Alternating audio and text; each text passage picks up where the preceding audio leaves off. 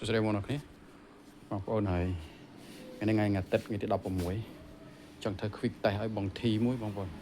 គាត់យកទៅប្រើគាត់យក monitor ទៅប្រើជាមួយ laptop ឥឡូវយើង test ជា laptop ឲ្យគាត់ទៅហើយអានេះ model U24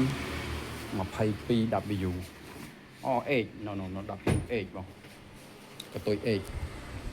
U24 22 H 24 inch បងប្អូននេះហើយ monitor series U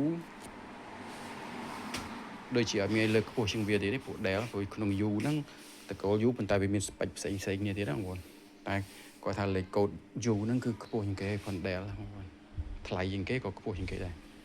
អូខេអរគុណច្រើនបងធីគាត់ជួយ order មួយទាំងព្រលឹមដងនៅខាងប្រេតដៀបថ្ងៃនេះយើងប្រើមួយ laptop ហ្នឹងតមួយ laptop បងប្អូនអញ្ចឹងអ្នកត្រូវការ monitor ប្រើជាមួយ laptop អាចមករកបានបងប្អូនណាអូខេអរគុណច្រើនបងប្អូនគ្នាគាត់នៅចង់បង្ហាញបងធីប៉ុណ្ណឹង quick test តិចតួចជូនគាត់មុននឹងរៀបចេញទៅអូខេអរគុណច្រើន